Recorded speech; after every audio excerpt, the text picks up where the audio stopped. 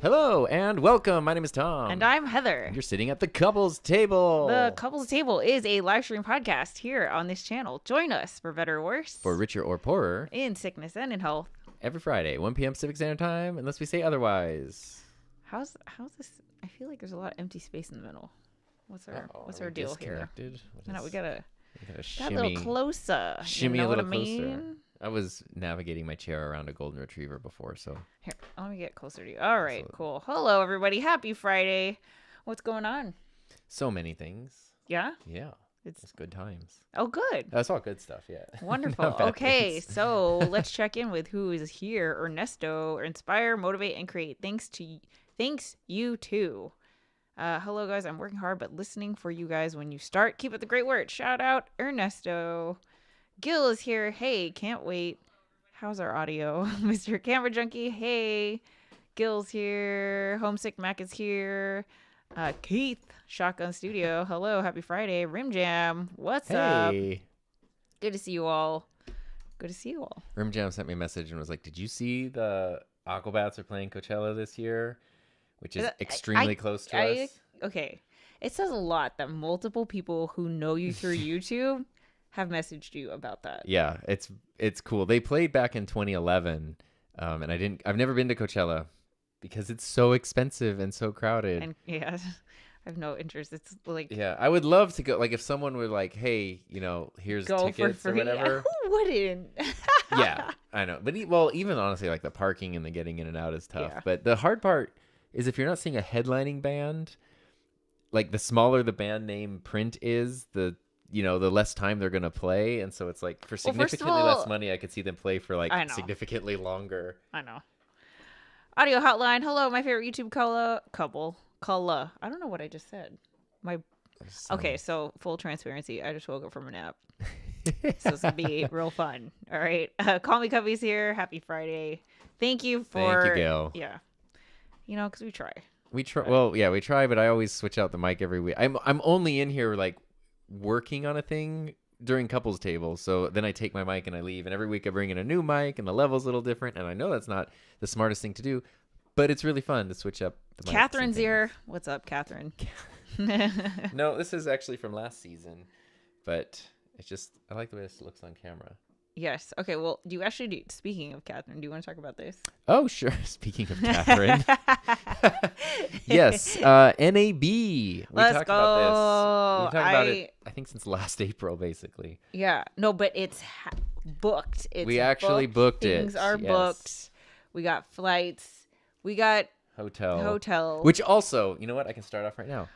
Thank you to B&H Photo for helping get us to NAB. B&H offered to cover some of our travel expenses and our conference expenses, and that made the whole thing way more achievable. Shout out you're hearing a lot more about that. anything we make at NAB, but thanks B&H because they kick the butts. Yes. So NAB, we've been talking about it. It is actually, I didn't know about it until you told me about it. I've always wanted to go. But because it didn't start out as a creator thing, but now it seems like it's started. Well, there's been a Venn diagram that's happening. Curious. So, for example, right now, if you want to sign up, you can get an exhibition pass, which is to the exhibit hall, which is what we got. You can get it. It's like $170, but there's a bunch of promo codes out there, you can get it for free. Yeah. One of them is KC24 because Casey Neistat is giving like a keynote speech on the Wednesday, and then your exhibit pass is free. And if you don't want to use that promo code, you can just Google like NAB free exhibit pass code or something. You'll find one. And there's tons of them. Yeah.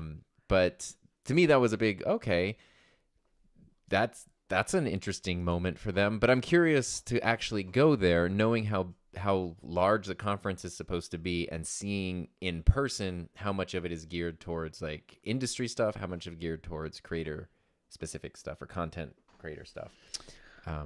Yeah, so I'm curious, very curious. But I always wanted to go even prior to YouTube, like when I was teaching and stuff, just to see like broadcast things. And I never even thought about NAB. It's always never been something I just didn't know. And then I heard you talk about it. Yeah, I've always wanted to go, and now we can actually. And now we're going. So if you're going, hit us up. Let's meet up. Yes, we had talked about way back when, like, you know, something going to NAB and, you know, seeing if anyone is there and, you know, meeting up at some point. That'd be fun. No. Tom, is that the mysterious mic? This is not the mysterious mic. I cannot reveal the mysterious. I did a podcast with a mystery mic that's not out yet, so I can't say what it was, although I'm interested to hear what people thought. I live with him and I don't know what it is. Yeah, it doesn't come out for like a few months, so that's gonna be it. This is actually my oldest microphone. This is 19 years old. Wow. I bought this back in 2005. This is the Shure SM57, the old school 57 with a windscreen on it. They didn't use it, but last night was the State of the Union address in the United States, where like the president tries to give a speech and gets yelled at by Congress for an hour. And the SM57 with this windscreen has been, a pair of them have been like the presidential mics for, I don't know, 50 years or whatever at this point. And I thought, hey, why not pull out the old, literally my oldest mic, and see, $100, 19 years ago, still going strong. I mean, that's pretty awesome. Pretty cool, yeah. So NAB, I don't know everyone who's going, obviously, but we're gonna put let's do like a Just Create More meetup. Yeah, we'll put it in our Mighty Network. In our Mighty Network, like I don't know, meet us on the floor somewhere at the top of the stratosphere. At midnight, upon the strike of midnight. At a bar, getting me an old fashioned. There you go. There you go. And then to the top of the stratosphere at the stroke of midnight. You know where it kind of would be cool to meet up? Zip lining. I was going to propose to Tom zip lining. We did go zip lining in Vegas the day we got engaged, but that was not where the proposal No, but I feel like a cool meetup. Do you hear that? My phone just started playing the couples table. That's some weird AI happening in your phone. Freaking weird. It just turned on. That was what a weird tool. Okay. Milk? No. Meow? Oh, Meow Wolf. That's the one. Milk. Meow Wolf. Yeah, the Meow Wolf. Omega Mart. Omega Mart. That's the It's called Omega the big grocery Mart store. But you need to spend like a whole day in there. Yeah, but they got the like little lounges in there that we can hang out. The non-Omega Mart part. Yeah, where you just go in. It's like Area 51 or something 51. Yeah, well, we got some time. We'll plan something. If you don't know what we're talking about. Yeah. I don't know. It's a weird thing. Okay. Reagan made it. Missed the last few weeks. Hey. Well, we're glad you're here. Go Johnny, go! Happy Friday. Hello, Ramirez Buck. Hello. And everyone, Rio Pal Room says, well, it's good to see you all. Yeah. All right. So we had a couple different things we want to talk about today. Yes. Some of which, a lot of it kind of just stemmed from YouTube conversations. So, oh my God, all of the YouTube conversations that are happening, which, I mean, that's a good thing because yeah. So there's a lot to talk about. I feel like there's a lot to that talk about. Yeah. All right. and different things have been happening. So I can start off with something that happened on my channel this week. That's sort of an update to what we talked about last week. My phone sound started playing the call. Oh. Isn't that weird? What just happened? Maybe YouTube sent out a thing or a stream sent out a thing. Sorry, Kathy. I just saw your comment. That's weird. I don't know. Sorry. So Go yeah, ahead. last week we had talked about, I had published a video that was doing pretty well, and it was a 35-minute unedited video. Yeah. And that I was very surprised, because I didn't know how that video would perform. It ended up doing very well, still getting lots of comments and feedback on it. By and large, mostly positive. I actually did the most recent episode of my podcast kind of all about it and kind of going in. The podcast centers around improving versus scripting for YouTube and kind of explains like that video is not edited, but it's not unplanned. And there's, I didn't want to give the misconception like you just hit record and do whatever for a half hour and people will watch it. But I wanted to take that idea and go, okay, if I did something a little more, not the full on like my normal videos that I make, but a little more polished than that is. Okay, so that's okay, somewhere in the middle. Yeah. So on Tuesday, I was outlining. Yeah, it was Tuesday. I was outlining a video, and I was like, okay, I'll film this tomorrow or whatever, outlining a video. And I had an idea for another video while I was outlining that video. I was like, oh shoot, I could just do that. And like kind of everything was just sort of, I was like, I'll set up to do the video tomorrow. And I was like, well, it's already set up. I'm already like in the zone thinking about this stuff. I should just record that video now. So I recorded the video, filmed a little bit of B-roll, and was able to edit the whole thing together the same day. So had the idea, filmed it, edited it, uploaded, captioned the whole thing, in really what ended up being half a day. And then I was like, oh, I'll just put that out this week. Like that'll be this week's video, which came out yesterday. And as of now is I've never had a video go this far in a day before, which is nuts. So yeah, it's currently at 17,000 in a day. Like that's a lot. And it's not. It's just a re-review of. It has a dumb title, and it's just a re-review of a boob arm that I reviewed 2 years ago. But it was actually the Vanessa Lau videos we were watching, whenever that was a while ago. In the background on her desk, I noticed in one video she had the black low-profile Elgato arm. In the very next video, suddenly there was a white arm. And I just thought it looked really cool. And I was like, oh, white low profile. I didn't even realize there was a white Elgato one. And then Gil, a few other people, but Gil specifically, who's in the chat here, a while ago had sent me a video of his low profile arm because he was like, yeah, like look how strong the magnets are. He was pointing out that a bunch of the things I complained about in my original review from 2021 had been fixed. And I was like, oh, you know what? I want to order this white one. And then it could be a cool boom arm, but also like I could see these changes they made. Turns out they basically addressed every issue I had with it, and so I decided to just kind of make an update video about that. And that's all it was.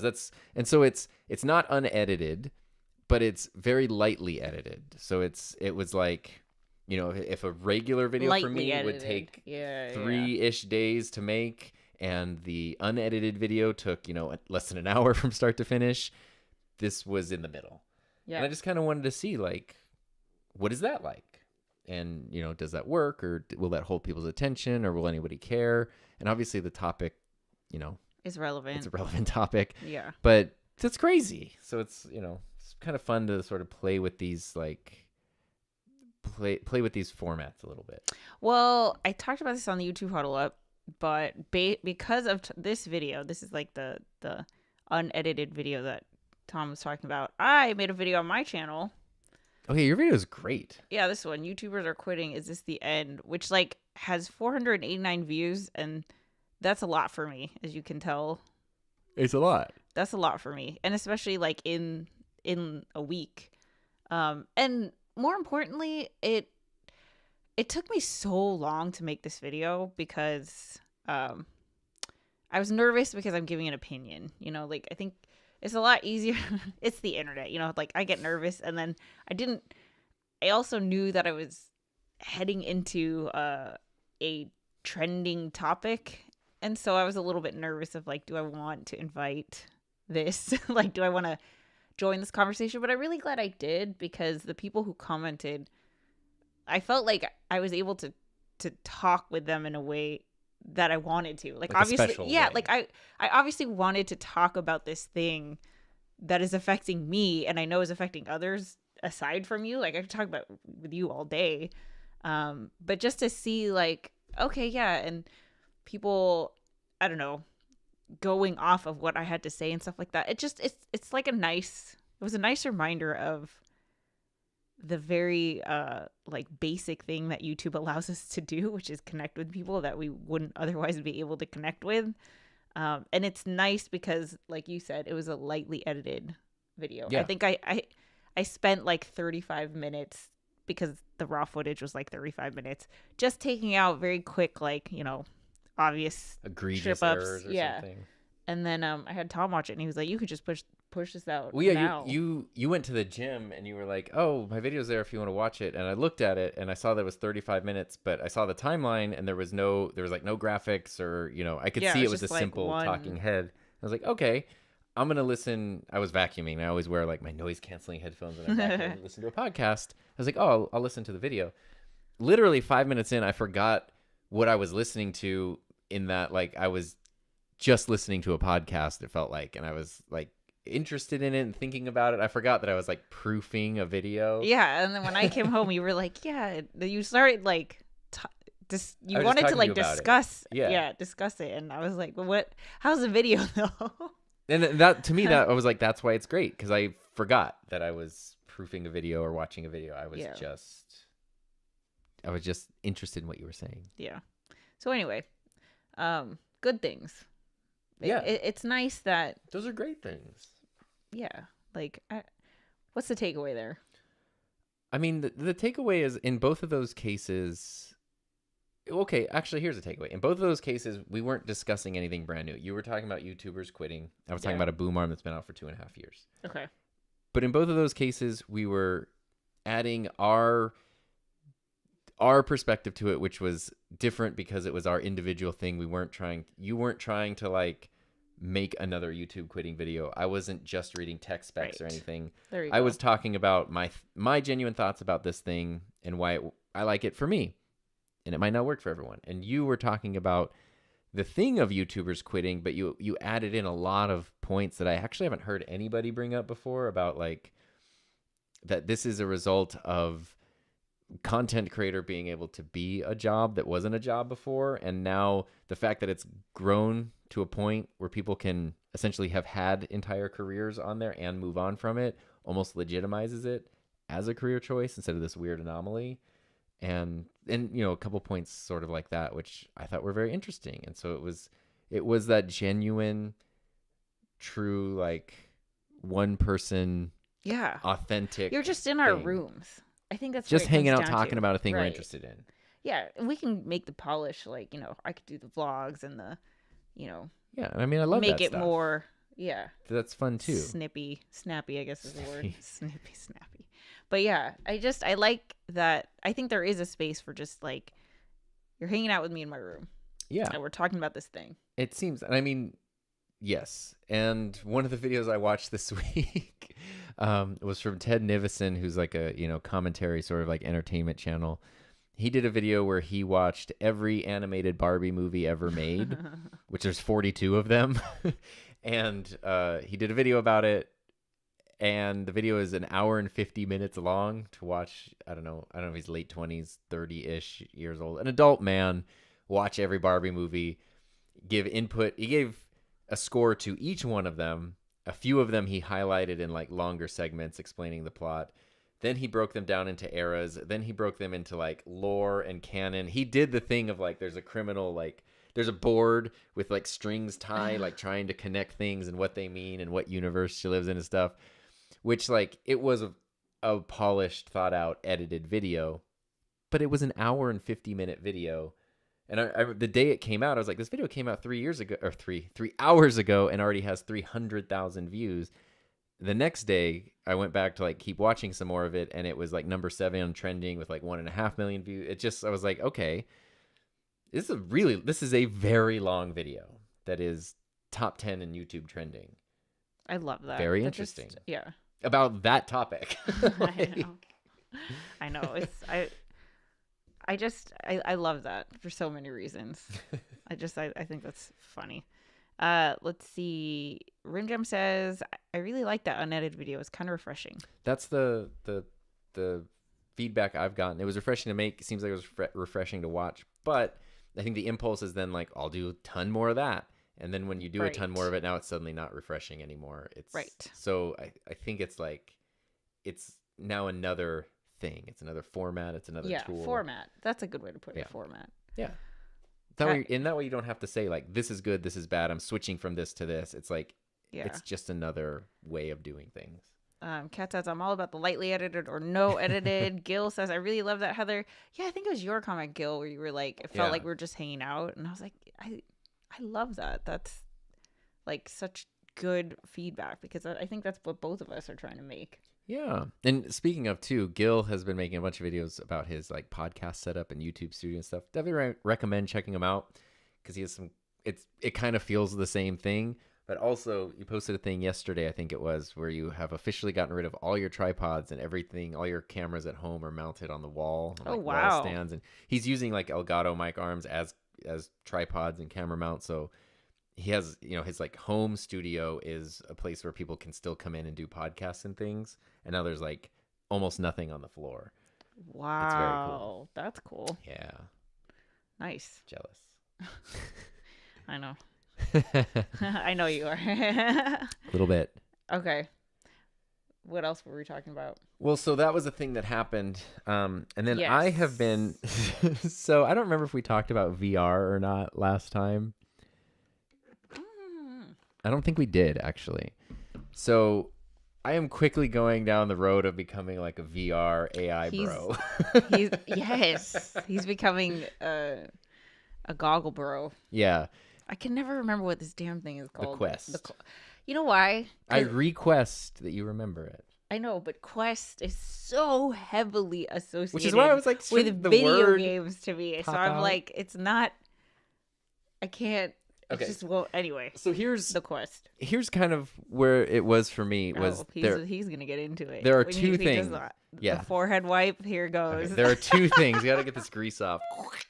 There are two things. AI and VR that I couldn't have given less of a crap about. Yes. Just not uninterested. Yeah. Not lesser interested. than if I was any less interested, I'd be more interested. It's like that level of could not care. And I've completely come around on both of these things. It's the power of hockey. Yeah. Well, I don't think that had anything to do with the AI, but the VR, yes. Yeah. So, the whole Apple Vision thing came out, paid like zero attention to that because it's also like $4,000, and no, not for me. But there is a thing that's available on the Meta Quest, and I think other headsets too, but like, the one that's been out for a long time used to be Oculus, and then Meta bought it, so now it's the Meta Quest. Oh, is that what happened? I thought it was called, it's always been the Quest, but it used to be the Oculus, and then it's the Meta because they bought it. And of course, I mean, if you saw all that stuff about the metaverse like a year or two ago, where it was this crazy dystopian, just hilariously awful thing. MCJ is asking for thinking of AVP. No. The Quest? Yes, the Quest. There's an app on there called Sense Arena, which is, it's been around for a while, but it's for hockey. You can do goalie or you can do player. And you need the controllers. So like the Apple Vision Pro, you just use your hands. You actually need the physical controllers for this because you can use them either as a stick or a player, or your glove and blocker as goalie.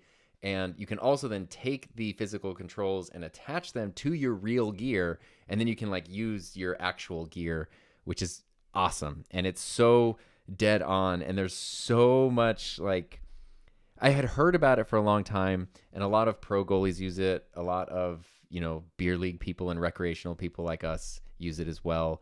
And I was really curious about it because the idea of like, out here we have one rink within 100 miles, and it's sometimes hard to fit into your schedule or whatever. And the idea of like on a day when I can't even go, I can just pop on this thing and spend however long I want to do, like doing some VR training seemed cool. It's unbelievable how real it is. And it kind of goes back to tie it to AI. We talked about one of my students who was using chat to study. And one of the things he liked about it was he could just ask it, he could drill down like why, and keep asking questions. Right. This is kind of the same thing. You can run the same drills over and over and over again, which like, not only would I not be able to get anyone to do at the rink necessarily, but I wouldn't want, like, can you take 200 shots at me? Physically, I might not even be capable of doing it, but you can just keep working on the same thing. I was trying to find a video of you doing hockey, but for some reason, I can't believe I don't have video of you doing hockey, but I do have video of you doing body combat. Right. So anyway, I got the if you already have a Quest headset, you can just download the Sense Arena app. But I've never had a headset, never used a VR thing ever. So I bought the Quest, got the app, installed it. Unreal. Like literally after I'd used it the first couple of days for the first time, I played in a game with a lot of like more experienced players. And I don't know if it's a coincidence, but after that game was the first time they really complimented me. Yeah. They literally said, we couldn't get anything through you. And that hadn't happened before. And I felt like there's a one-to-one thing. So I was like, I think this is actually helping. And it's super fun. Well, it is because as Tom was telling me this, I just grabbed like a measuring cup off the counter and threw it at him. Just like, I was like, goosh. And he just went, boom. And he caught it. Mid-sentence, didn't blink. I was telling her, I was like, I think my reflexes are getting better. And we were like standing in the kitchen. And I was just like, she just picked up the measuring scooper and threw it at me. And it was like that Spider-Man thing where it was like, yeah, like, seriously, it was like the craziest thing. It was the coolest thing I'll ever do. And I'm glad that she saw it. I'm sorry nobody else could see it. Anyway, I bought this thing, and my thought was, I will have this VR headset, I will have this one application, and that's what I'll use it for, and I have no interest in whatever else it can do. Yeah. But then, so the thing is, first, I put on the headset, which is not the Apple Vision Pro, so like the resolution of the screens and stuff is a fraction of what the Apple one is. It kind of looks like you're looking, the pass-through is like iPhone 4 camera quality. It's not great. Well, I mean, I haven't seen it. I've only tried wearing it in our house at night. Yeah, it turned out you're not even really supposed to use it outside, I guess, because the sun can like damage the lenses and stuff. Well, and I have used it outside, in our house, so. But a lot of it doesn't make a difference. The cameras just aren't great quality. It's enough so you can kind of see the room around you while you're wearing the headset. Okay, got it.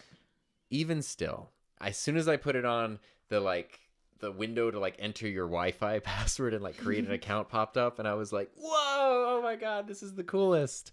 And I was telling you, like, I was having so much fun. Like, heard him have this reaction with anything. Yeah, to just entering the Wi-Fi password, like nothing. Yeah, it was like what is The Simpsons, where Milhouse gets like Bone Crusher or whatever, and he's entering his name, and he's like blown away by the interior names. It was that experience for me, and so that was cool. Sense Arena was fun.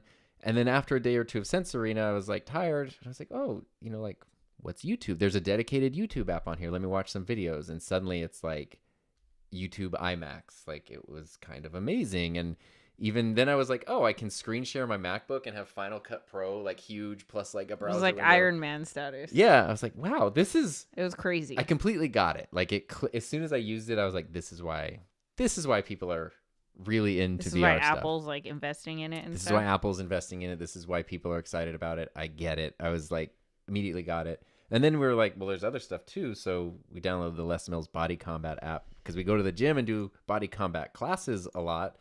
You guys ready for this masterpiece? Here we go. There's me. Boom, boom, upper, up. Oh, that's an elbow. What Get it. Doing here? Get it. Yeah, get it. I'm punching. In my world, I'm in this really cool like space age thing, and there's stuff flying at me, and I'm punching it, and I'm breaking it, and like it's it's pretty fun. I don't know how to get this. Yeah, off you can the take screen. that off of there, please. I don't know how to get it back. Here there we go. It is. Thank you. I was trying to stall until that went away. But that's really fun. And then we were doing that like multiple times a day, and you tried it and had a ton of fun, and that's also competitive. It's multiplayer online. Yeah, it's like Peloton where there's a scoreboard and it's live, and so whoever's logged in at the time, you get matched in with them like Mario Kart, and then you can see like just the leaderboard quickly changing as everyone is, punching and kicking and stuff like that. So yeah, so this is a group fitness class typically that we take, in person. Our friends teach it, and then we also have the subscription on Apple TV or whatever. But I was so skeptical. I was like trying to get Heather. I was like, "You should put this on and see," and she's like, "I'll do it tomorrow." Yeah, and I was like, "Please, just look at the menu." And then I put it on, and it's just like it. I'm just so impressed with like the immersive experience of it, but then also the accuracy of it. Like it's actually just like even just the tilt of the controls and stuff.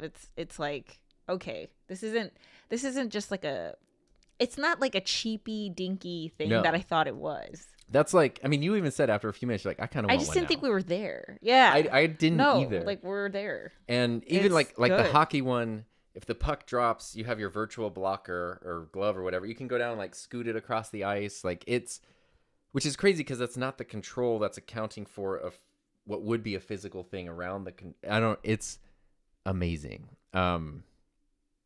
And it's been really cool to sort of like, so you've come around, check myself on this thing, because I don't think it's going anywhere, right? Like it doesn't mean everyone needs to be into it, but the Quest headset, it's $500, which is not chump change, but that's not like outrageous. It's cheaper than a laptop. It's, around the price of a gaming a souped up gaming console.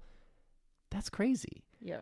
And of course, then there's the Apple one. There's other ones that are significantly higher in price, but you don't have to shell out that to get into the world of things. And it's like, it's really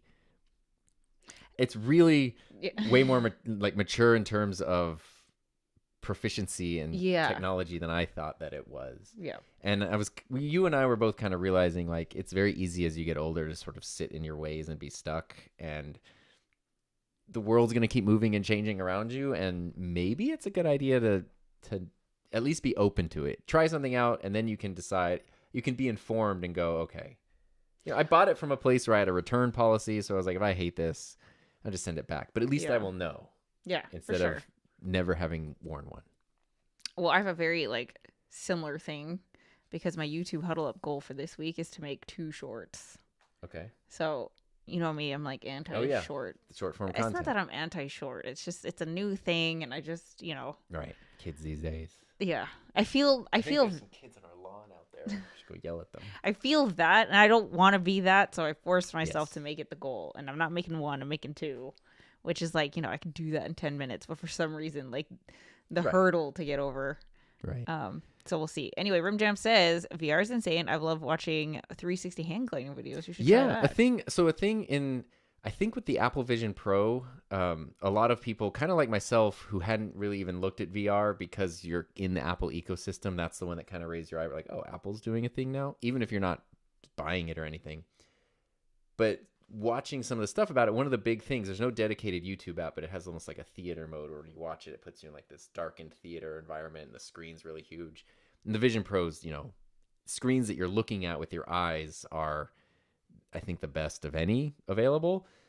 But the $500 Quest has the same feature, and it's phenomenal. Like, it's so cool. And there's one, they even have like, concerts and things where it's literally like, you look, there's everyone holding their phones. There's like the person on stage. The sound changes depending on where you're looking. Seeing Tom practicing hockey convinced me of the usefulness, especially with how hard it is to get ice time. Yeah. Oh my God. Yeah. And every day. And then even before hockey, I can practice and kind of be a little warmed up. Does this make you more interested in the Vision Pro at all? No. It actually... for me, it does, but there's no way I can wrap my head around $4,000. Yeah. It makes me interested in like the Vision Pro 4 or whatever the version is in 4 years. Because that's Apple's thing too. Like, I think they have like a hard limit on how many they're even making. I think they're making like 2 million. I mean, it's Apple, so they're going to get to a point where, every person in the household has a phone. Yeah. Maybe they'll get to a point where every person in the household, it's affordable enough where they definitely will. And obviously, like, they're, the things that the Quest does better, they've had 6 years or something to do that. Apple's on their first version, so there's going to be that catch-up period. And obviously, like, it's Apple. They're going to do things they've already done things really well. They're going to continue to do things really well. But for me, there's no way it could be $3,000 or $3,500 better. And honestly, I kind of don't want it to be, because the Quest is fine. I have zero complaints about like the build quality or anything, but it's very lightweight and it's made out of plastic. So when I'm there like swinging stuff and I accidentally like hit it with a hockey thing or whatever, I don't freak out that like I smashed this glass aluminum beautiful thing. It's like I'm not scared to use it, which I think I would be a little more like precious with the very delicate, expensive Apple one that is like a work of art. I would probably get over it. Yeah, I feel like you'd get over that. When's the last time I didn't use my phone in a case? Like, even though it's so much nicer when it's not in a case. Yeah. Pete is asking, which of the Elgato Stream Decks would you recommend, and is the pedal worth the extra dollars? Well, is that Stream Deck? I like both of them, but if you need the extra buttons, then go for... Heather has the XL, but there's a new one now that like it has the dials. Oh. I kind of want that one. And you can get custom color dials. Doc has purple ones. Is the pedal worth the money? Yes, absolutely it is, especially if you have the prompter. But I love the pedal for streams and stuff. He uses his pedal I use it constantly. Yeah, all the time. I don't think I would use the pedal. I mean, I'm not missing it. Like, I don't feel like I need it. Yeah, I love the pedal. Look at this. Sorry, we just have to, because I can't. I'm gonna try to. I don't know where the camera switcher is. Here, there you it do is. this. I'll do it. Okay, ready? Okay, this is what's happening over here.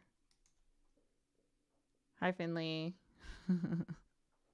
Hi, Finley. Oh, buddy. Those are so cute. Sorry. Let's see. Kat says, my pedal experience is not great. I had to return the first one. The replacement didn't last long, and I haven't bothered replacing it again. Actually, you had that. Mine did die after... It just died recently.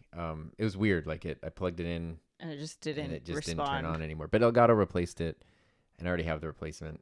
So I use it the week or whatever I had without it, where I was using trying to use the prompter without it. I was like, oh, this sucks. Like, I need the pedal. They'll have an AVP SE in a few years. Yeah, something like that. Mr. Camera Junkie, I'm going to end up getting a MetaQuest 3 along with my AVP. I'd be interested to know your thoughts as someone who uses both. Yes. Like, and not in like, because I know there are people who are like, I use the Quest 3 and I had like an appointment to demo the Vision Pro, but you need to like be at home using it like daily in your environment, not like, here's the showcase of the best possible situation for it. Our friend has a MetaQuest 3, which had a YouTube app, so some headsets do have one. Yeah, for some reason Apple doesn't, but I know you've mentioned this before, but what's the name of the L-shaped XLR adapter on Heather's mic? It's just a 90-degree XLR adapter. They're on Amazon. They usually come in a 2-pack for like $30. Gil loves the pedal and the Stream Deck XL. Yes, that's one I have, right? Stream Deck XL. Yeah, Heather's got the big one. Oh my gosh, Kat has 3 Stream Decks. That's insane. 15 key, 32 key, and the SD Plus. See, well, I need to like update mine because I don't use all the buttons. It's so cool that you can have multiples. Like, I didn't know that. Even the pedal is just it's a 3-button Stream Deck. So you have Stream Deck up here, a pedal down there, but yeah, you can just keep plugging them in. Tom, I need an A10 Mini Pro ISO, but should I hold off hoping for a 4K version? I don't know what Blackmagic's deal is with the A10 Mini, but it is it's been out for a while. Hold off. I would say, like, especially with NAB coming up, a lot of companies announce stuff at NAB. At least I would say wait maybe till like later spring, early summer, and then jump in on getting something. The Pro ISO is awesome, but yeah, those are like 4 years old now, and I'm curious as to why Blackmagic hasn't done much in the way of updating them. how many HDMI sources are you plugging in? If it's one, check out the Roadster. Oh, there you go. Yeah, if you want 4K for a single source, that's a good way to go too. All right. So you've come around on the VR situation. I have. I've also come around on the artificial intelligence situation because that was the other thing we were talking about. All right, let's get into it. Yeah, this is something we talked about. We were talking about AI tools. We've talked about authenticity and like these unedited videos and things. And so kind of the opposite of that would be like, make stuff with artificial intelligence. And when chat was gaining popularity a while ago, you and I saw people, and obviously it still happens, where they will literally just generate a script in chat and just read that, like almost have it create everything for them. I think this is the thing with all technology is that when new technology comes out, people imagine the worst thing that you can do, and the worst thing obviously does get done. And so there's just this like, there's a lot of like pushback. I mean, I vividly remember the detest for Snapchat. Why would you have something that's going to disappear in 24 hours? Right. And it's like everyone you post stories or whatever you want to call it on whatever platform, and there is a place for it. And it, of course there's people using it for weird things, but we use it all the time for cool things. Those things we think are cool. Yeah. But I feel like that's the thing with AI. It's like, I think there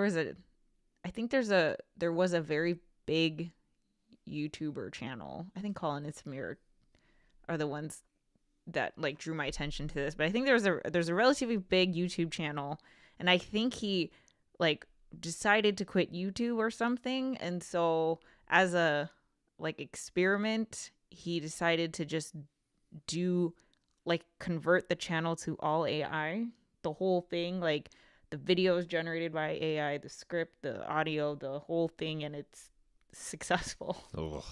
So of course it's like, well, we're, Yeah. And that's the thing too with AI is I think a lot of the tools that have been coming up over the past few years, and especially more stuff recently like generative video and things, you can see not only the bad ways that they can be used, but also the ways that they, there are companies laying people off because they feel like they can replace what they do with AI. The number of like articles I found on websites that previously would have been written by a person and now I can tell they are AI written is huge. Oh my God, I can't even tell you how many Amazon reviews I read. Like it's a lot. Yeah. I was reading an Amazon review about, the Momofuku chili crunch. Yes, I do. Yes, I was reading it just yesterday. Hashtag and it was just like sponsored. It was this whole essay about a chili sauce, and it was a whole like 5-paragraph essay, and the kicker was the last paragraph said in conclusion, and I was like, okay, 1,000% this is AI generated, because no way in hell anyone is ending their freaking Amazon review that they type up on the fly with in conclusion about a chili oil. Furthermore, yeah, are you kidding? No. This chili flake. I mean, it made sense. It was very coherent, and obviously like I could tell they felt, they did a prompt. So it was like, here's what I think about it. Make it nice, turn into your review. And I don't think it's bad, but yeah, I don't know. What I do like, but here's another example. What Amazon does do now is at the top of the reviews, it summarizes them with AI. With AI. And it says, customers like it for these reasons, but they don't like it for this. Yeah. That is incredibly helpful. So the thing with it is my initial impulse, especially when the AI like stuff started taking off last year, whenever it was, I was just like, ugh, like it's another NFT thing. It's another like crypto thing. Like I don't want a new thing every year is like whatever. And I saw a lot of the negative stuff. So I was just kind of like, it is very clear at this point that genie is not going back in the lamp. Yeah. Toothpaste not going back in the tube.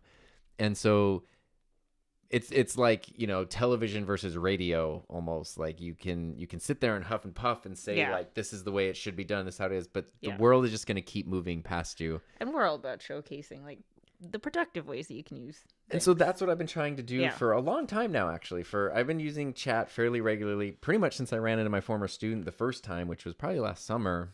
It's been a tool that I've been trying to use, so much so that after talking to Kevin, who was on Couples Table a couple weeks ago, he said that every once in a while he pays for the full subscription. It's like $20 a month to get Chat 4, and then you get Dolly and all the other tools that they have and stuff. And it's kind of cool because you can like pay it for a month, then Just cancel, unsubscribe yeah. and, you know, whatever. And he was using it for like pre-visualization to get ideas. And I was like, you know what? Let's try it. That's kind of cool. Like, I wouldn't mind more updated info in chat. And I also wouldn't mind the ability to play around with the image generation stuff. And so one thing I did yesterday, this was yesterday, was I wanted it to help me with a thumbnail. Which, if you go into one of those things and you say, like, make a YouTube thumbnail for a microphone review or whatever, they're going to give you a thumbnail of like a mic or whatever, and you could play around with it. But all of the AI art currently kind of looks like AI art. Like, it's a very specific style. And I don't even mean the stuff that's wrong, like a person has 2 mouths or 8 fingers or something. I mean, like, the shading, the colors, the style of the art looks like AI art. Currently. And so I wouldn't want to just use, like, I wouldn't want to use that because I would want to make something, but when you make video number like 510 or whatever, maybe I could be in a little bit of a rut with some of my thumbnails, or just not even know how to approach an idea. And so I've been trying to throw some ideas in there just to see how it would approach it, to maybe help me think of a new thumbnail style. Yeah. Or in the case of the video I'm currently working on, I really didn't know how to make the thumbnail kind of interesting. And this is sort of a simple solution, but I used, I guess it was Dolly or whatever the image generation one is, to do that. And I just wanted to kind of share like the process, because there was also another AI tool used in the middle to make a thumbnail, which is not like the best thumbnail I've ever made. It's not my favorite thumbnail I've ever made, but it's, I think, a good thumbnail for this video. Here's what you can do. Yeah, with And AI. It's kind of a cool, and the AI used in this workflow saved me so much time and frustration. All right, let's see it. Okay. I don't know how to show the thing. So, well, here's what I did. The video is about the Canon XL1, the camcorder that I talked about last week, because that video was doing really well. And I wanted to do a follow-up about converting the footage using FireWire, which is an old digital technology that used to be really cutting edge, where you could just connect your camera to your computer and import the footage. And because technology has changed, you kind of can't do it just that simply anymore. You need all these adapters and converters and things to import FireWire. And I wanted to make a video about that. So I asked chat or whatever to make a couple of YouTube thumbnail ideas for a video about transferring footage via FireWire. And these were the 2 examples that it gave me. Okay. I said footage from an old camcorder. That was your prompt? Yeah. Okay. Footage from an old camcorder via FireWire. Okay, hold on. It's going to go here, and I got to change it to here. Okay. Here, can I click on through here a little bit now? You can do whatever you want to do, babe. So this was one of them, which I actually really like this layout. Obviously, the colors are like the cool color tones that I like. They're blues and things. There's stuff, you know, this cable doesn't go anywhere. This is a very big USB connector. This is just part of a cable. This camcorder is hilarious to me because it looks cool and it has like 1.5 film reels at the top. But the concept, right? Like, how am I showing importing footage?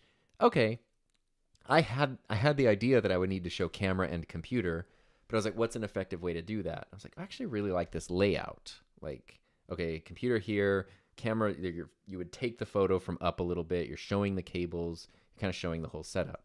The other example it gave me was this one, which I really like the colors, but this looks like AI art hardcore.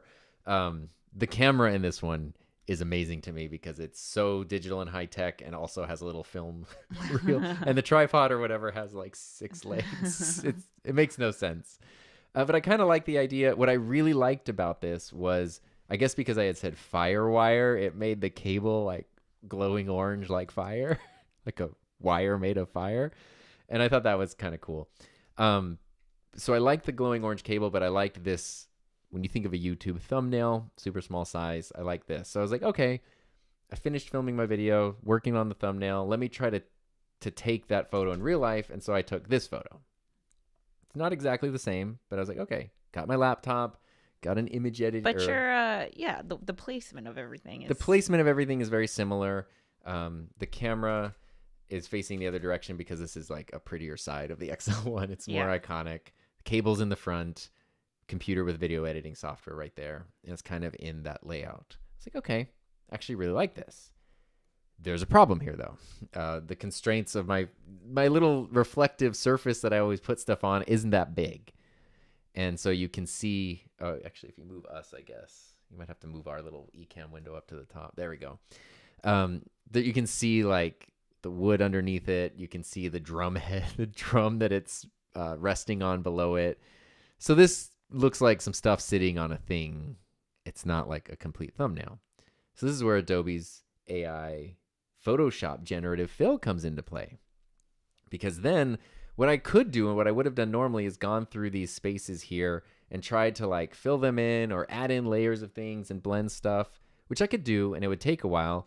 But this took, I don't know, 90 seconds total to just get rid of all that. And not only get rid of it, but if you look, it also adds in the reflections and stuff. So this was another AI tool in Photoshop.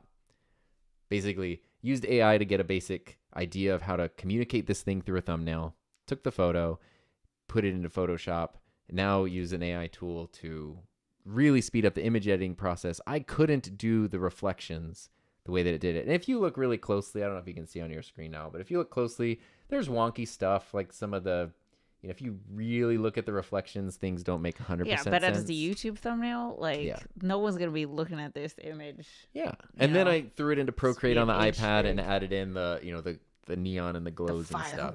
The fire wire, because we needed to see that. So I thought that was kind of cool because it was sort of an example of like, you have this for layout, you have this for concept, and then I made my thumbnail based on that. So is that an AI thumbnail? No, because the thumbnail is a photo I took. And you took the photo and you lit it, hand drew the like lines and hand drew all the lines. There's AI generative fill in there to make the background. So it's like these AI tools were a pretty integral part of this process in giving me an idea, helping the workflow be faster, but it was still very much a hands-on. I almost feel like the thing Pixar was doing, where it was like when 3D animation became first popular and people didn't understand it, they would think like, oh, the computer just animates everything, not realizing it's still incredibly tedious and an animator has to animate everything. They're just using 3D tools to do so. This is kind of, I feel the same thing. Like I didn't just take this thumbnail and upload it with the video. Yeah. That's the thing where it's like, no, I wouldn't want to do that. Well, yeah, it would. That's not you at all. Right. And I kind of wouldn't recommend most people do anything like that. But as an idea of like, how do I communicate something as boring as data transfer on niche retro technology? Yeah. Okay. Well, here's an interesting way to do it. Yeah. That's great. Yeah. And I mean, the generative fill thing, as someone who's used Photoshop for 20 plus years, being able to do this in like a minute or two, it's just... What a time saver. It's insane. So yeah, that's just one example, but it's been fun to find ways. Oh, I had another one. Yeah. To incorporate these tools into our lives. I don't know how to stop this. Oh. We can go back to our thing. But anyway, that was that point of the conversation.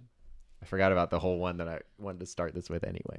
Okay, let me catch up real quick. Audio Outline says that Cable Matters actually makes a 2-pack of the XLR 90-degree adapters for $22. You know what's funny? What's up? Because I'm using this microphone. I first learned about these because when you watch the Shure SM57 on the presidential podium, they have 2 90-degree adapters going at the back so the cables go down. It's very neat and organized. And I really liked that. And so it was because of this microphone, which I haven't used in ages, that I found those, which we happen to be talking about today. Shout out to Introvert Amateur and Ono Coffee and Richard, who is here. Tech Troublemaker says, I love using ChatGPT to make thumbnails, then I build on them in Canva. Yeah, just as like a starting point and to get things going, it's really nice. MCJ says this is a great demonstration of using AI to enhance your creativity. Yes, there you go. There you go. Yeah, enhance your creativity. Yeah. My Elgato priorities are Prompter and Stream Deck. That's a good one. Let's see. Rim Jam says I use generative fill like this for thumbnails quite often. Super useful. Yeah. Oh, I know what example you're gonna use. You do? I think so. Generative fill is an amazing tool. Final Cut works natively with FireWire and a mini DV as well, something you can't do with Yes, DaVinci. I found that out, which I mentioned in my video, but yeah, it's cool. I think I know what you're going to do. If you're not, we should do it. Is it our podcast thing? Yes. Okay, yes. Okay, so we think alike. Are you logged into our account on here? No. Oh, wait, the episode's already live, so it doesn't matter. So we can just go there. So we can go there. We can go to Dun, dun, dun, dun, dun, dun. couples table. Oh my god, I can't. Couples table what? .buzzsprout.com. Oh. There we go. Okay. So I noticed as I was finally catching up on uploading the audio versions of our podcast that Buzzsprout, our podcast host, now has something called co-host AI. Yes. And I was like, what is this? Okay. Turns out you can upload your file through co-host AI and it will generate actually go to buzzsprout.com. I bet it would tell you everything. I actually don't know if other podcast platforms do this as well. Do they have anything about, if you scroll down, scroll down features. Dun, dun, dun, dun, dun, dun. Well, okay, what it will do is I'll find it. It will generate a show description, title ideas, a blog post article, and chapter markers, and I think something else even. Not API. So it does a lot of things. I don't see it in there anywhere. But it was cool, and I was like, okay, I haven't used this. Let me turn it on and see. I'm gonna try to look it up here. Buzzsprout co-host AI. There it is. They announced it last year. Okay, here. Co-host AI. There you go. Yeah, so you get titles. Title ideas, episode description. You get a transcript. You get chapters. You get social posts, a blog post draft. And the summary. So I was like, okay, let me try this. And I left it up on one of our episodes that I... Unedited, he did. Yeah, I did put a little disclaimer at the top that says... Yeah, so this was episode just a week ago. Well, I uploaded it the other day, but I forget which episode it was. Okay, so it says... Let me try to zoom in on this. Yeah, so this is... This is an AI-generated description. We just want to see what it would do. I wrote that. Yeah. Okay, go ahead. Go ahead, Tom. Gather round at the couples table for a content creator's soiree, where the spontaneous serenades of Heather and the dynamic aura of February set the scene. I think because you had sung some songs, like you were talking about the fact you always sing songs around the house. Our live audience gets a warm virtual hug with a shout out to friends like Spire Lab and Homesick Mac, who've joined the flow for our digital hangout. This episode is a treasure trove for anyone looking to rejuvenate their eCamp skills or seeking an escape into Drew's art-adorned world as we dream of teleporting to his gallery walk. I think it's crazy that it's like picking up on your... It's picking up on the people. Yeah. Well, it's because I say it. I always say, like, Homesick Mac says this. But it's funny that it picked that up. I don't know why I find that, like... Look at that. We're buzzing with excitement over our Just Create More community's comeback. A safe haven from the trolls where content creators unite and thrive. It's just not all pleasantries. We tackle the gritty reality of our love-hate relationship with wireless audio systems and their sealed-in battery woes. I lay out the conundrum faced by tech aficionados when grappling with the eventual demise of their cherished gadgets from brands like Rode and Deity. It's a candid chat that resonates with our community as we look beyond the shiny exterior of our favorite devices to their finite lifespans. Wow. Joining the dialogue, Bill spills the beans on his content sharing strategy, eyeing a broader tete-a-tete igniting on the ideal platforms for tutorials and streams. So Sasky chimes in too, inspiring us to rethink workspace organization. As we reach the episode's end, we venture into the whimsical world of wildlife cams, sharing our fascination with the royal albatross and its fluffy offspring. The Boston, Maine live feed has us hooked, and we delve into how these 24/7 nature peep shows double as nifty fundraisers. Oh my god, I can't believe it got... Okay, sorry, keep going. Yeah. The fun escalates as our buddy Tom throws in a word association game, weaving playful banter with a sprinkle of unexpected tech insights. And before we sign off, we get pumped for the insider scoop on the National Association of Broadcasters event and a quirky iPhone tidbit that'll whisk you down memory lane. Tune in for this episode and let your creativity, tech love, and sense of community soar. So if you guys were here from that episode, like, I think because this was when we played the games like Blank Slate and stuff. Blank Slate, yeah. And I can't. I'm very impressed. It really took some creative license here, is like the thing. Well, I feel like it's. And then the chapter markers were pretty good too. So this is what I was gonna say. This description. We should do this. This description is not something I would leave on every episode. It just doesn't really sound like us. Although I think depending on your episode and what you're doing, like it could actually be useful. I think for us, it doesn't necessarily work to have every episode description be that. Honestly, why not? Because we're not putting anything anyway. I mean, I always put a little something when I upload them. I don't. No, I know. On the video description, yeah. But it was kind of cool, especially in this case. So the chapter markers, though, in something, too, that didn't have specific topics, even if it did, but especially this was just creator chat, is what the episode was. That's what it was called, yeah. It broke down. This was a time to catch up, but it was a creator chat episode. But it broke down the stuff we actually talked about. Yeah, and that I think that's fascinating because even with the description, it's like it is summarizing. It's not, like I thought it would just take keywords from a transcript. Yeah, but it's like no, it's analyzing like 5 minutes of conversation and yeah, doing something with it. Yeah, it's interesting. And so a really cool thing too is since this show is something that is done on YouTube as a live stream and the audio is uploaded as a podcast, which I think lots of people do, you could take those chapter markers and just paste them into YouTube. Yeah. And then your YouTube live stream now has chapter markers without you having to go back and be like, where, at what, if you've ever tried to timestamp an hour or two long live stream, it can get funky. And I would totally use those chapter markers. Yeah, totally. That's better than nothing. Yeah. And so that is a crazy tool. That is a crazy tool. In addition to then stuff like I've been using, I don't know if it's an AI tool officially, but like all the mastering and processing and stuff for podcasts for a long time, where it just listens to everything and adds in the right amount of compression and EQ and noise isolation and stuff. And it's like, I don't have to spend my time doing that anymore. It's very cool. Fascinating. It really is. And it's kind of great. And when it does come up with title ideas, which I didn't use, I just used our normal one there because the title ideas were very esoteric. But it will give you like 8 of them. It's not just like one idea. It's like a whole bunch. Yeah. Rimjam says I use generative fill like this for thumbnails quite often. Especially in a small space. It's so helpful. Gil says, see, I got to say your names because it might get picked up by the AI. If we're going to use that. Yeah. Gil says, generative fill is an amazing tool. Rimjam says Final Cut works native. Oh, I talked about that. Let's use the AI descriptions for this episode. So if you're listening to the audio only version right now, you can go back and read the show notes and see whatever it decided to do. Peter Gregg, hi guys, nice sweater, thank you. Oh yeah, Gil, you were here for that episode.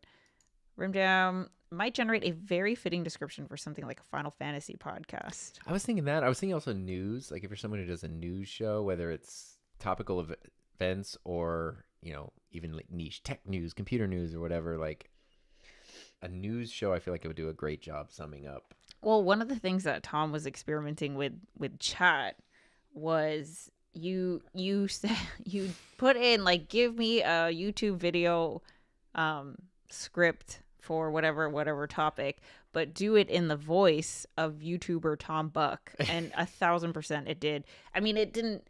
There weren't any like. There was no wordplay. Yeah, there was no puns or wordplay. I was gonna ask it like, can you add in wordplay or something? But I just wanted to see the video itself. Well, I loved how it came to the conclusion of the voice, because it explained like, here's the voice I'm going to use based on my analysis of who Tom Buck is. Yes.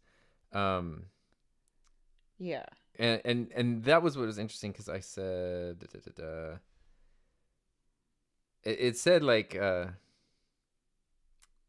is it? Tom Buck is a YouTuber known for his channel where he shares his enthusiasm for audio and video production. I mean, that's just for my channel bio. Yeah. He started this channel as a project to explore and share his passion for these fields. His work is particularly valuable for those interested in YouTube growth, ethical brand collaborations, and creating a strong brand identity. As someone with a lifelong interest in audiovisual technology, Tom offers insights and tips to help others enhance their audio and video quality on YouTube. His channel is a great resource. Oh, at one point it said something about like authentic and approachable or whatever, and I was like, oh. And then we asked about Heather. You want to read yours? Okay. Parts of it. Heather Ramirez, known on YouTube as Heather Just Create, has been sharing her entrepreneurial journey on her channel since 2016. Her content primarily revolves around vlogs, tutorials, and live streams focusing on YouTube creation and personal development. Heather is based in the Coachella Valley, where she lives with her husband, Tom Buck, who is also a YouTuber, and their 2 dogs. Her work emphasizes the power of creating more content and the importance of community among content creators. Heather is not only a content creator, but also an advocate for connecting and supporting fellow YouTube creators through her initiative, Just Create More, a community aimed at helping YouTube creators to share experiences, feedback, and ideas in order to grow their channels effectively. You know, when people ask me like, oh, Heather, can you be on my thing? Send me a bio. I'm always like, oh my God. Because I don't have like a standing bio. I think the last bio I wrote was like, I don't know, 2 years ago. I'm just going to have chat make the bio, dude. That was like fine. Yeah. So earlier today, a couple people and I are currently talking about forming a new hockey team for the summer league that's coming up. And we're kind of talking about names. And so I was sort of asking chat like, okay, what's some like mythological names? What about a mythological name that includes this theme or whatever? It's given me like cool stuff. Again, I don't think I would want to take any of those names, but like it might lead me down a road to a name that we would want. But at one point this morning I wrote, where's my thing? I said, oh my gosh, this is so good. I feel guilty, but can you give me more ideas? And chat wrote, absolutely. There's no need to feel guilty. I'm here to help. Oh my God. We're entering. Have you seen that one movie? I wanted it to tell me I didn't need to feel guilty though. What is that? What's that movie where he like falls in love with the AI? Her? Yeah. Have you seen it? Uh-uh. Oh man. I kind of wanted to, but I just It's crazy because that movie is like old. Yeah, that movie's like 9 years old now. Yeah. But it's just a, ScarJo. Yeah. Reading that to you. Chad is so nice to me, I mean, it's your new buddy. Oh my gosh, it would be perfect for a Dungeons and Dragons podcast as a Dungeon Master recap. See, something where it would be a nightmare to go back and do. And exactly. So it's like you're not doing anything, and so then you could do this. Right. Exactly. If the alternative is nothing. That was fun to listen to. Wonder what it'll spit out with one of Tom's podcast episodes. Something like about Sony, Canon, Cameron strategy episodes. I tried giving it a one of the transcripts from one of my videos and saying like, can you turn this into a blog post? And it did. But it was like, I wouldn't use it. I wouldn't write anything like that. Yeah. So it was kind of like a summary like you would expect. It was like totally wrong voice, totally like, I was like, Nah. Yeah. The Bucks. Hey, Paul Feinberg. Kat says, highly recommend a shared bio, headshots, and social links public Notion page. I know. Oh, that's a good idea. Yeah. Just Kat has one because she did the, what was it called? Couples table? Yeah. No, the Enneagrams. Oh yeah. I put her bio in the thing and it was just like Notion page. Everything was there. Headshot to download, bio. I was like, oh my gosh, this is so freaking helpful. That's how it should be. Yeah. This is the perfect video to help people understand AI. Her is one of my favorite movies. It's worth the watch. Yeah. And I mean, I know limiting what AI is to like just what we know is like chat and sort of these things. And I know it's a buzzword too that just gets applied to any sort of computer processing now, like isn't necessarily an artificial intelligence. Like, okay, a lot of the commercials we listen to now say the word AI. Yeah. Like, I mean, our AI does this. And I'm like, what? It's the equivalent. Remember like 15 years ago, every gadget had like a lowercase I in front of it. Oh, yeah. Like it was just, if you put I, whatever, it's the I bookshelf. Like what? But then it'd be like, oh, we got to buy it. AI is kind of that. Like, just put AI in the name. It's fine. It's like the new like Honda Civic with AI. It's like, what do you mean? It has a radio or something? Like, yeah. But that was kind of the thing. Like to go all the way back to like the whole point. The whole point. Kind of recognizing when there are these trends that pop up. So something like that crazy NFT trend. And I know the technology behind the idea of like a decentralized thing or whatever NFTs or crypto represent, there's a lot there, but it becomes this trend and there's kind of nothing there in a big way. Those things come and go and pass. And there's other things that pop up and gain a lot of traction, a lot of attention that seem like they're going to stick around. Like color television or AI tools in this case. And I feel like it's worth, or VR, at least engaging with them a little bit on your own, because then you could have the experience like we've had where it's like, oh my gosh, This is a note to ourselves, by the way, because I told Tom, like, I don't want to be the boomer who's like, you know, the whippersnappers when they're, you back know, in my day. This is how it should I don't be. want to be that, but I can feel it more than ever. It's a natural human thing to kind of latch on to what so you know, much. Yeah, and what you're familiar and how things should be. And so I try to just be like, okay, let me just see all, like, show me what's possible. Right. And what I think is cool with these is same thing with like VR or whatever it might be. If there's something where you're just kind of like, how I didn't care about VR, I didn't care about AI. Right. I think it's important to engage with it for yourself, to come up with your own opinion, even if you still end up deciding that you're not into it, or you don't like it, or you're critical or whatever. At least you will be basing it off of your real world experience. Yeah. Versus just like, it's scary and new and I don't understand it. That is actually a perfect segue or introduction to what we were going to talk about. We don't have time, so we can save it for next week. Okay. What did you just say? Having your own experience and being able to form an opinion on that versus hearing someone else's opinion and then, like, can you write that note now you don't there? like Taylor Swift because someone else said it or whatever. Yeah. I mean, literally write that down as a note. Because next week, as we're oh my gosh, we're way past. I'm not going to be here. That's what I was going to say. Yeah. So write down this note here for. I'm going to be in Vegas. Yeah. But I can not. I can live stream from Vegas. We could do like. We talked about you being a guest. Oh, but I also have a doctor's appointment at this time next week. So why are you talking like an AI? Because I am an AI this whole time. Chat GPT 4.5, baby. So we should probably do it on Thursday then.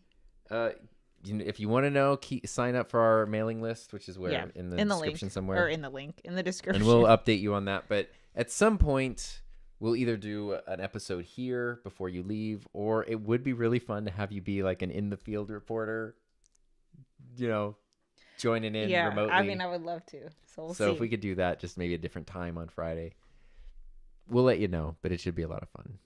Pete says, I admit I get annoyed by constantly hearing AI. Yeah, I mean, me too. Yeah. AI is just a buzzword. Add to everything. Well, yeah, because I don't know. I feel like people say the AI, just like they used to say the system. Remember the system? The system will do this. The system, the computer. Now it's the AI. Right. It's one of those things too where it's like the Tech. word, because if you were a purist about like artificial intelligence, what does it mean for something to be artificially intelligent versus just an advanced piece of programming? There's a lot of stuff called AI that's not AI. Yeah. Well, but it's gonna get a lot more eyeballs on it if they put AI. They can a lot more AI balls on it. Let's see chat come up with that, huh? Oh my god. Who are you right now? I don't know. Tombot. That's who I am. And Mike Newman just got here. Gonna have to watch the replay. Can't officially kick off my weekend with a couple stable podcasts. Well, I hope you have a great weekend, Mike. Yes. Thanks for being here. Thanks for everyone tuning in. Yes. This was a fun episode. Good job. I had a good time talking about all these things I'm interested in. So thank you for listening. Hope you enjoyed it. Hope you have a safe, happy, healthy, fun rest of your weekend. And we'll see you next time. Bye.